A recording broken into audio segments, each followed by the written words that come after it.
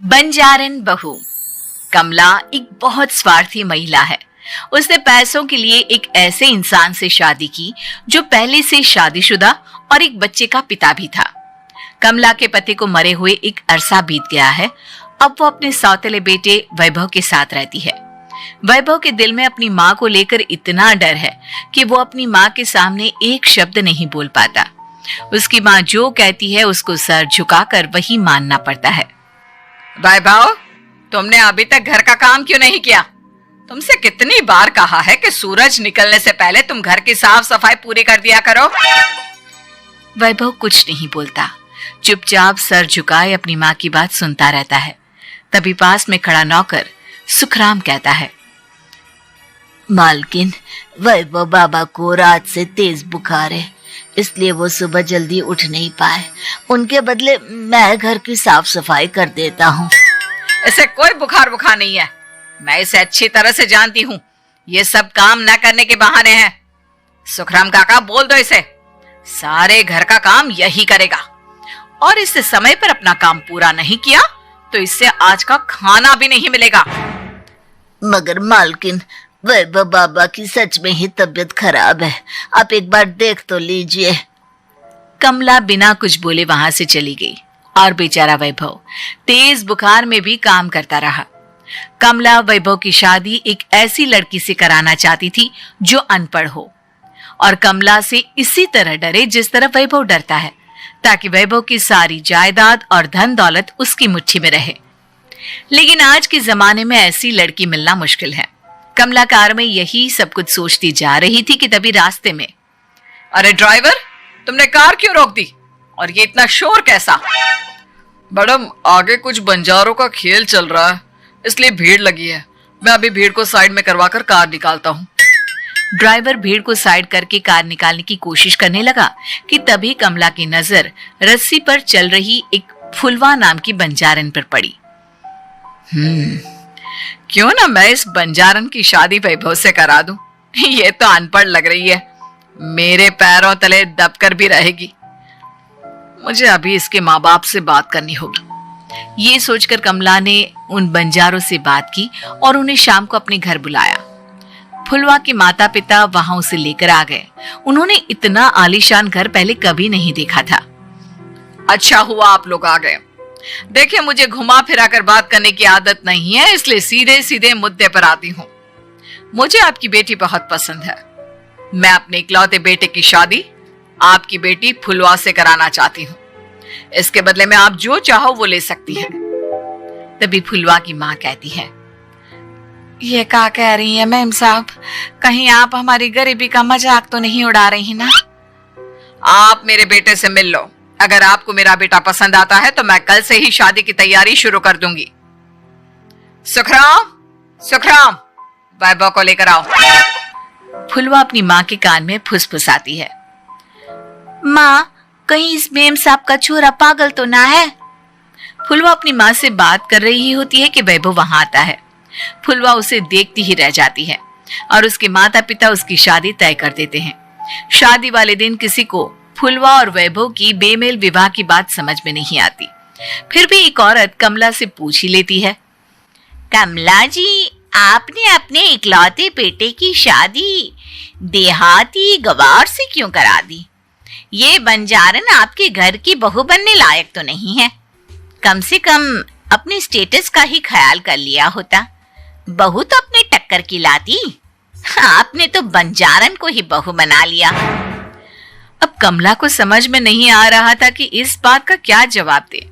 वो कुछ देर चुप रही और सोच समझ कर कहती है, बहन जी, आपको तो पता है आजकल के बच्चे किसी की बात कहाँ सुनते हैं। मैं तो अपनी बहू एक पढ़ी लिखी और अपनी सोसाइटी की ही ढूंढ रही थी। लेकिन मेरे बेटे ने मेरे सामने इस बंजारन को लाकर खड़ा कर दिया। बोला कि मैं शादी करूंगा तो इसी से। अब भला मैं क्या करती? मुझे अपने बेटे के सामने झुकना ही पड़ा। कमला की ये बातें सुखराम भी सुन रहा था। उसने ये सारी बातें वैभव को जाकर बता दी। काका, मैं तो फुलवा को जानता भी नहीं, फिर माँ मेरे बारे में झूठ क्यों कह रही है? अरे बेटा, तुम कितने भोले हो, तुम्हें कुछ भी नहीं पता। तुम्हारे पिता अपनी सारी संपत्ति तुम्हारे नाम करके गए हैं। तुम्हारी माँ नहीं चाहती कि यह संपत्ति तुम्हें मिले, इसलिए उन्होंने तुम्हारी अनपढ़ लड़की से शादी करवाई ताकि तुम्हारी तरह वो भी अपने हक के लिए आवाज ना उठा सके। सुखराम काका, मैं क्या करूं, आप ही बताओ। माँ के सामने आते ही मेरे हाथ पैर कांपने लगते हैं। मैं माँ को कुछ भी नहीं कह पाता। वे दोनों बात कर ही रहे थे कि अचानक कमला वहां आ गई। कमला को देखकर दोनों घबरा गए। तुम दोनों फिर कभी बातें कर लेना, अभी फेरों का समय हो गया है, चलो जल्दी आओ। इस तरह फुलवा और वैभव की शादी हो गई। अगले दिन कमला ने फुलवा को बुलाया और उसे नसीहत देने लगी। देख बंजारन, तुझे मैंने अपनी बहू बना तो लिया है, लेकिन तुझे इस घर में आंख कान मुंह बंद करके रहना होगा। घर का काम कर और अपने पति से मतलब रख, समझी? कमला का ऐसा रवैया फुलवा को बिल्कुल समझ में नहीं आया। उसने वैभव से इस बारे में बात की। सुनिए ना, माँ जी ने जिस तरह मुझसे बात की मुझे अच्छा नहीं लगा। शादी से पहले तो वो मुझसे बहुत अच्छे से बात कर रही थी, लेकिन शादी के बाद उन्हें क्या हो गया?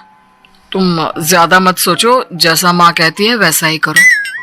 ये कहकर वैभव वहां से चला गया। अगले दिन वैभव को घर के नौकरों की तरह काम करता देख फुलवा को बहुत हैरानी हुई। फुलवा ने इस बारे में सुखराम काका से बात की तो सुखराम काका ने फुलवा को सारी बात बता दी। अब फुलवा को समझ में आ गया कि उसकी सास ने एक बंजारन को बहू क्यों बनाया। एक दिन वैभव घर का काम कर रहा था, तभी उससे कांच की प्लेट टूट गई। किसने गिराई ये कांच की प्लेट? वैभव को वहां खड़ा देख कमला ने छड़ी से उसे मारना शुरू कर दिया। उसके पैर में कांच चुभ गया और खून बहने लगा, लेकिन फिर भी कमला उसे मारे जा रही थी। ये देखकर फुलवा ने कमला के हाथ से छड़ी छीन ली और तोड़कर फेंक दी। बंजारन, तेरी इतनी हिम्मत, तूने मेरे हाथ से छड़ी छीनी? कमला फुलवा को थप्पड़ मारने ही वाली थी कि फुलवा उसका हाथ पकड़ लेती है। ओ सस माँ, मैंने मॉम की गुड़िया ना समझ लियो। बंजारन हो बंजारन, ईंट का जवाब पत्थर से देना जानती हूँ। आज के बाद मेरे या वैभव जी के ऊपर हाथ उठाने की सोचियो भी ना, समझी ससु माँ? ये कहकर फुलवा वैभव को लेकर वहां से चली गई। उसने वैभव के पैर पर पट्टी बांधी, उसके आंसू पोंछे। वैभव ने पहली बार किसी के दिल में अपने लिए इतना प्यार महसूस किया। अब फुलवा वैभव का हर काम में हाथ बटाती, उसका बहुत ख्याल रखती।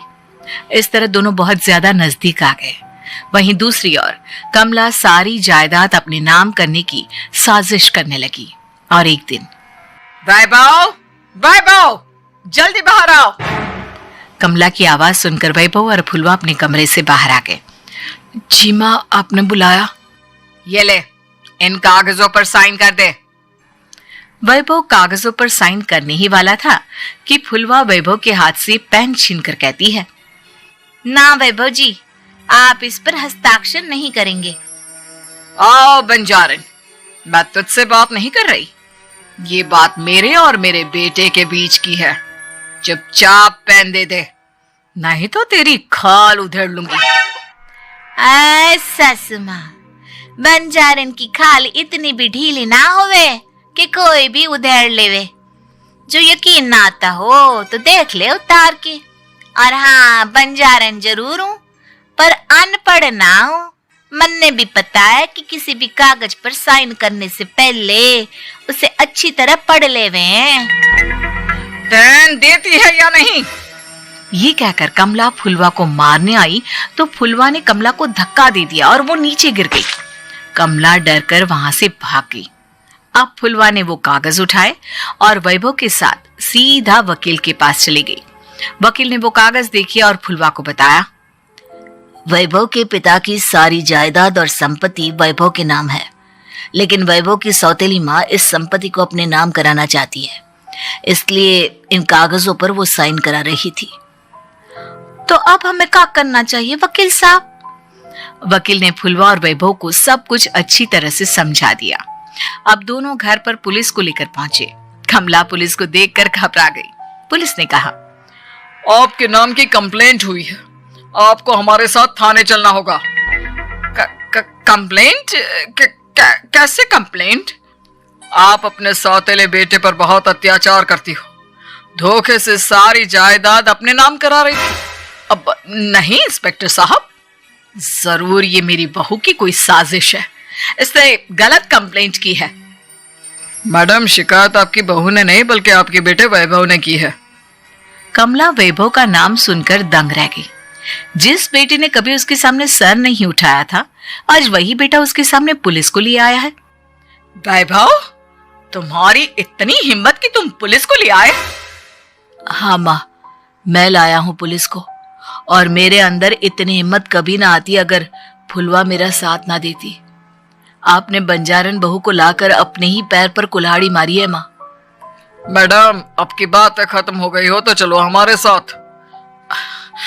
वैभव, मुझे माफ कर दो, मुझे थाने मत भेजो। आज के बाद मैं तुम्हें कभी नहीं मारूंगी, तुम्हें कभी परेशान नहीं करूंगी, मुझे माफ कर दो। वैभव अपनी कंप्लेंट वापस ले लेता है और पुलिस वहां से चली जाती है। वैभव अपनी सौतेली माँ से कहता है, मैंने पुलिस को वापस तो भेज दिया है, लेकिन मैं आपको माफ नहीं कर सकता। आपने बचपन से आज तक कभी मेरे सर पर हाथ नहीं रखा, हमेशा मुझे मारती रही, नौकरों की तरह बर्ताव करती रही। आप इस घर में नहीं रह सकती, चली जाइए यहां से। कमला घर छोड़कर चली गई और सड़क किनारे खड़ी होकर सोचने लगी, काश मैंने वैभव को मां की तरह प्यार किया होता तो आज मैं इस तरह से बेसहारा ना हो जाती।